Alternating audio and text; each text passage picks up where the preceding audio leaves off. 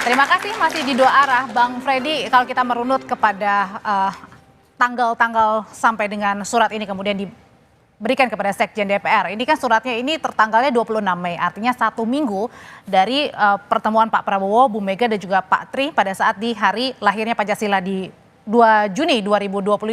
Namun setelahnya pertemuan itu kemudian suratnya dikirimkan ke DPR. Nah dari runutan tanggal ini apakah Bang Freddy ini menilai bahwa jangan-jangan nih bukan setuju atau tidak ya, jangan-jangan Pak Prabowo juga terkesan membiarkan dengan rencana pemakzulan ini dari Forum Purnawirawan TNI? Ya, saya nggak tahu ya jangan-jangannya itu mungkin Bang Doli lebih paham. Tapi yang mau saya sebagai politisi senior kan, tapi yang mau saya sampaikan adalah percayalah Pak Prabowo nggak akan merespon ya usulan-usulan yang seperti itu. Ya, Pak Tapi Prabowo bukannya harusnya merespon biar lebih adem? Terlalu banyak permasalahan di Republik ini yang harus direspon daripada urusan seperti itu. Kemarin baru Pak Prabowo mengatakan ya pemerintah kita tidak bisa memuaskan siapapun, kan begitu. Oleh karena itu di tengah kesibukan pemerintah, di tengah kesibukan Pak Prabowo yang sedang ya menjalankan cita-cita program-program kerakyatan kebangsaan ya, sekolah rakyat, Kopdes, ya kesehatan dan lain-lain, saya tidak percaya Pak Prabowo akan merespon ini. Ya merespon artinya membiarkan ini bergulir di parlemen. Ya karena selain tidak berdasar, ya tadi udah dijelaskan Bang Doli, kita juga tahu ya karakter kepemimpinan Pak Prabowo itu, Presiden Prabowo itu kita sangat tahu dan berulang kali beliau mengatakan bahwa ya rakyat harus bersatu, ya pemimpin harus bersatu kalau mau negara ini maju. Kalau ini akan bergulir, mohon maaf Ibu, bukan hanya dari pihak sana saja bisa melakukan parlemen jalanan, dari pihak siapapun bisa melakukan parlemen jalanan. Oleh karena itu ini ya usulan-usulan seperti ini memang ini provokatif dan mengadu domba. Ya, bisa memecah belah bangsa ini. Sementara ini tidak berdasar sama sekali. Sebentar saya tambahkan sedikit. Dengan segala hormat kepada para purnawirawan ini. Saya juga anak purnawirawan ya. Ya, tapi saya lihat ini hanya 4 orang kok, dan kita lihat di mana posisi beliau-beliau itu pada saat Pilpres. Gitu loh. Tapi pada saat jelas-jelas ini beliau-beliau ini orang yang belum move on kok. Tapi Pak Prabowo juga hadir di forum. Nah, itu ada dinamika ke sekarang. Itu yang perlu kita lihat. Kalau sewaktu 8 tuntutan itu disampaikan, itu banyak isinya di situ. Kita bisa diskusi di situ. Tetapi kalau ini hanya pemakzulan Gibran, ya boleh saya katakan bahwa itu memang dari orang-orang yang sampai sekarang belum move on dari Pilpres. So, lebih baikkah Pak Prabowo merespon usulan-usulan atau dari orang-orang seperti itu daripada memikirkan negara, masyarakat dengan program-programnya? Oke, kalau gitu pertanyaannya adalah perlu nggak Pak Prabowo merespon saja begitu, iya atau tidak gitu, untuk kemudian merespon soal hal ini biar tidak ada lagi nih. Ini kan masuk ranah institusi politik, ranahnya Mas Doli. Jadi biar DPR dong gitu. Bukan ranah. Nggak perlu Pak Prabowo aja yang ketika ditanya wartawan misalnya. Biar ke DPR dulu gitu kan. Biar ke DPR dulu. Jadi menurut saya kita itu punya pilar utama demokrasi. DPR itu pilar institusi demokrasi. Fungsi representasi itu harus dijalankan oleh DPR. Sesibuk apapun gitu loh, merespon. Ini serius gitu masalahnya. Sangat serius, maka ini juga menjadi lesson learn bagi Indonesia bahwa pemilu yang akan datang kita tidak boleh lompat-lompat, kita tidak boleh otak-atik, apalagi cawe-cawe kan gitu. Ini panjang ceritanya. Maka waktu itu saya sudah ingatkan terus gitu ya, agar nanti jangan berpikir pendek sekarang pemilu 2024 seolah-olah putus tutup buku, tidak gitu loh. Selalu seperti itu. Indonesia ini punya masyarakat yang sangat dinamis. Jadi karakter masyarakat ini dinamis dan tentu seolah-olah 2004. Ya kita 2024 kita terima pasangan ini. Kita terima meskipun ada masalah di Mahkamah Konstitusi kan gitu. Tapi ternyata Tidak ikhlas Mas. Nggak bener ini jalannya kan gitu. Lah ini Nah, yang kalau menurut gitu- saya menjadi lesson learned bagus supaya kita nanti menjadi pembelajaran bagi partai-partai. Lah kader seperti Mas Doli ini kan luar biasa. Oke, Gitu kalau ya. gitu, oke, kalau gitu Iyalah. kalau dari Mbak Bivitri sendiri, sebenarnya posisi dari Pak Prabowo seharusnya di mana begitu? Karena kan suksesi Pak Prabowo ini kemudian juga berkaitan dengan mantan atasan ya dari Pak Prabowo yaitu atau kolega ya, termasuk juga kolega yakni adalah Pak Jokowi, yakni adalah ayah dari Mas Gibran sendiri. Ya, kalau kita lihat pasal 7A, 7B memang tidak ada hubungannya dengan Pak Prabowo. Tapi tidak bisa dipungkiri bahwa sistem politik kita yang memang dengan sistem presidensialisme tapi multipartai membuat Pak Prabowo bagaimanapun punya power. Mungkin tidak secara formal di pasal 7A, 7B, tapi dia punya power lah. Hampir semua fraksi di DPR itu Kim plus kok misalnya begitu ya. Dan kita juga paham powernya itu terlalu luar biasa, bahkan terlalu luar biasa. Sehingga dia hampir mematikan demokrasi di negara ini menurut saya. Nah jadi dengan itu kita nggak bisa pungkiri bahwa kalau dia merespon atau paling tidak dengan kata-kata tapi dengan gestur-gestur politik tertentu pasti ada pengaruhnya terhadap pengambilan keputusan di DPR. Tapi izinkan saya juga menekankan bahwa menurut saya yang harus kita perhatikan ini bukan soal ia mengajukan ini purnawirawan atau tidak. Ya buat saya ini adalah hak warga negara.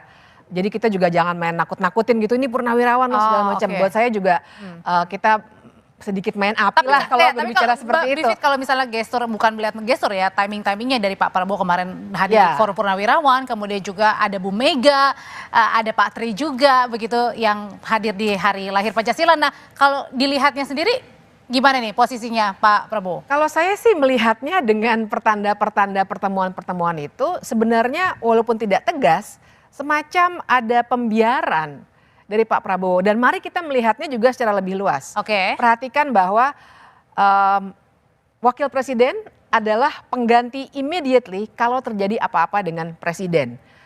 Itu satu catatan. Kemudian yang kedua, governance itu sebenarnya juga akan sangat baik kalau seandainya tidak ada duri dalam daging. Yang membuat pemerintahan ini mungkin berjalannya tadi ya agak pincang dengan legitimasi yang sebenarnya agak kurang karena faktor Gibran pada pilpres yang lalu. Nah dengan konteks yang lebih besar seperti itu mestinya kita juga bisa menilai tidak hanya soal energi dan sebagainya itu saya bisa setuju. Tapi persoalannya juga kita perhatikan bagaimana kekhawatiran kita semuanya tentang posisi wakil presiden yang sebenarnya juga sangat penting dan diduduki oleh orang yang secara kompetensi masih penuh dengan tanda Artinya tanya maksudnya ini besar. diragukan selama Pak Prabowo misalnya keluar negeri misalnya seorang presiden kan pasti otomatis kan di dalamnya adalah wakil presiden kan yang akan Iya harusnya Kuasa, begitu betul, ya, atau tapi bertugas. kan kemarin sudah kelihatan ternyata tidak banyak yang bisa dilakukan dan bahkan dalam beberapa tugas-tugas kenegaraan yang ditugaskan bukan wakil presiden tapi menteri-menteri tertentu seperti itu kondisinya sekarang. Kalau Bang Doli sendiri sebagai salah satu mitra yang terdekat dari Partai Gerindra sekaligus juga Pak Prabowo sebenarnya posisi Pak Prabowo ini di mana nih? Ya saya kira nanti akan kelihatan pada saat tadi dibahas di DPR. Karena Pak Prabowo itu kan juga selain presiden, ketua umum partai politik. Oke, Partai Gerindra. Yang juga punya perwakilan di DPR. Nah tadi kan saya katakan nanti ini akan dibahas di dalam sebuah rapat yang isinya adalah perwakilan fraksi gitu. Nah saya tidak bisa menduga-duga sikap Pak Prabowo sekarang seperti apa sebagai ketua umum Partai Gerindra. Makanya nanti saya kira lihat saja nanti pada saat pembahasan di DPR itu sikap masing-masing fraksi bagaimana.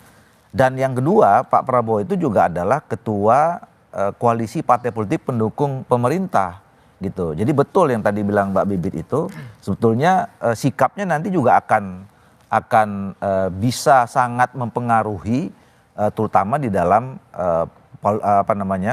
sikap dari partai politik pendukung pemerintah. Tapi kan tadi Alde nanyanya sekarang nih sikap Partai Golkar. Nah sikap Partai Golkar seperti itu. Nah nanti akan terlihat di dalam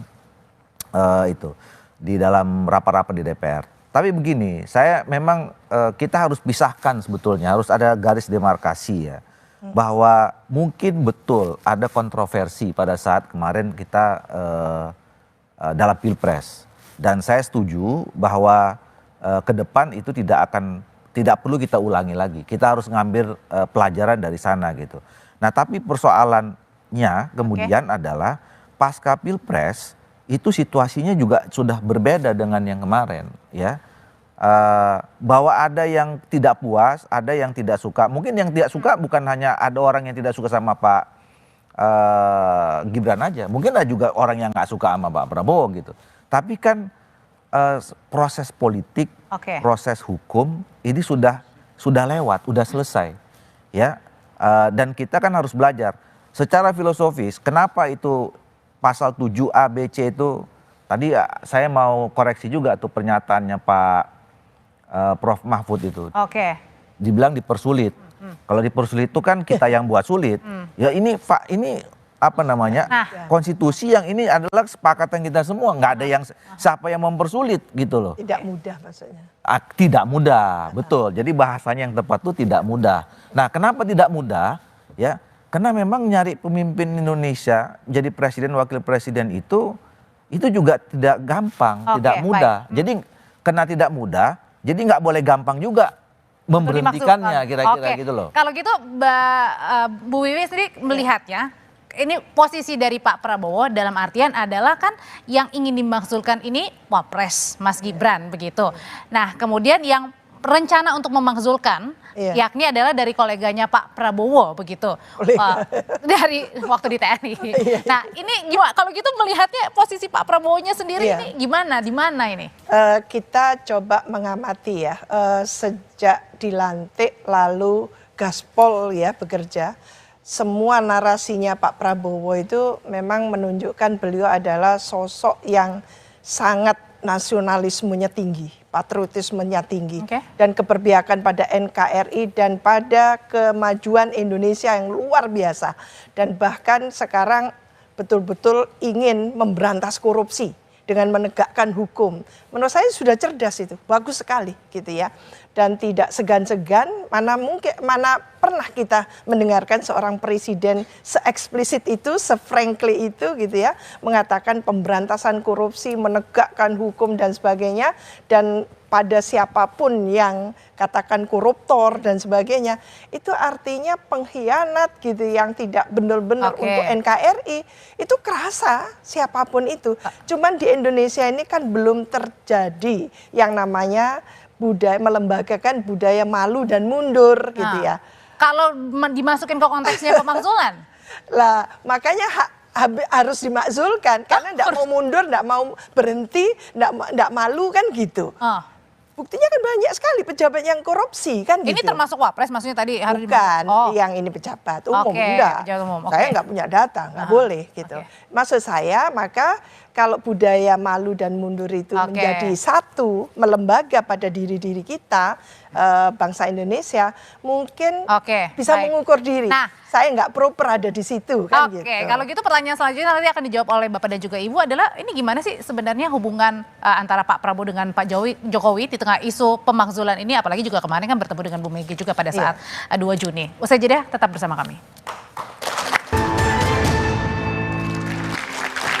Anda masih bersama kami di Dua Arah. Bang Freddy, sebenarnya kalau dari Pak Jokowi sendiri saat ini bagaimana sih hubungannya dengan Pak Prabowo di tengah isu pemakzulan nih? Masih baik-baik aja atau udah lama nggak ketemu? Saya nggak tahu seminggu 2 minggu terakhir ini, tetapi sekitar 1 bulan yang lalu beliau mengatakan baik-baik saja, tidak ada masalah.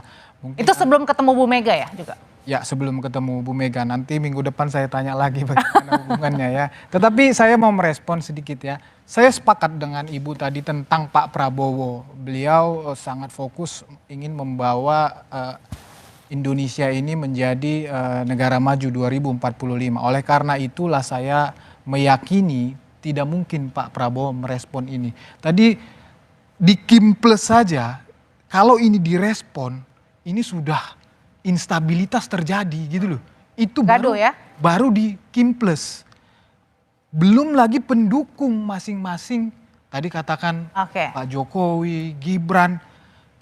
Jadi terlalu mahal yang kita bayar kalau ya usulan seperti ini yang tidak berdasar ini. Maksudnya apalagi di dalamnya pendukung Pak Jokowi juga masih banyak. Direspon. Oke. Ya, Itu aja yang mau saya sampaikan sebagai closing statement saya. Saya tidak percaya Pak Prabowo akan merespon usulan ini. Oke, Bang Doli, sebenarnya Pak Prabowo perlu merespon atau ya biarkan aja di DPR dulu bergulirnya? Ya, kita negara-negara hukum, semua tata cara mekanismenya udah diatur, udah jelas tadi seperti apa. Jadi sekarang betul, karena memang mekanismenya harus dan sudah disampaikan memang paripurna Purnawirawan dan nyampaikan ke DPR, ya tinggal DPR merespon itu tadi seperti saya katakan. Tapi tadi ya soal hubungan itu, saya mau ini sebagai closing statement juga. Saya kira kita semua punya kepentingan, bangsa ini punya kepentingan agar Pak Prabowo tetap punya hubungan baik dengan Pak Jokowi, punya hubungan baik dengan Ibu Megawati. Ibu Megawati punya hubungan baik dengan Pak Jokowi. Baik. Pak Prabowo juga punya hubungan baik dengan Pak SBY juga punya hubungan baik dengan Bu Megawati. Karena itu penting buat bangsa ini. Oke. Kalau elit kita ini bersatu bisa menunjukkan bahwa kita ini solid, menatap tantangan masa depan, insya Allah rakyat ini juga akan mendukung penuh. Oke, kalau gitu Bu Wiwi sendiri kalau misalnya melihatnya berarti artinya perlu atau tidak nih dengan tadi mengatasnamakan supaya kekompakan, jadi ya rencana-rencana ini berdasarkan data-data ya tidak perlu lagi. Iya, jadi persatuan ya, perdamaian atau politik harmoni istilahnya ya di Indonesia itu sangat diperlukan. Tapi bukan berarti lalu mendem semuanya. Demi persatuan itu iya, maksudnya? karena tidak akan ada pembelajaran yang bagus secara karakter kita, secara rasionalitas kita. Literasi itu harus kita berikan seluas mungkin, sedalam mungkin dengan cara bahwa asumsi kita, setiap pemilu itu memberikan satu peningkatan kualitas. Jadi naik kelas kita. Lah kalau begini kita stagnasi. Stagnasi. Jadi menurut saya mungkin ini pembelajaran yang sangat berharga supaya nanti kita tidak mengulang yang sama. Hiruk pikuk seperti ini. Mbak Wiwi, kalau buat saya kira kita bisa mengandaikan kalau ada kotoran itu kan nggak boleh diumpeti di bawah karpet sekedar supaya tamu semua happy. Semua hal dalam sebuah negara republik, dalam sebuah negara demokrasi harus diselesaikan sesuai dengan aturan main yang ada. Jadi kalau ada masalah seperti ini, silakan diproses secara terbuka. Kalau misalnya DPR mau setuju, mau tidak setuju, proses dulu. Nanti ya. Tapi juga jangan dipotong dari awal atas nama harmonis dan lain sebagainya yang secara normatif benar. Tapi lagi-lagi demokrasi adalah soal pengawasan terhadap kekuasaan. Terima kasih Bapak Ibu semuanya. Demikian doa malam hari ini.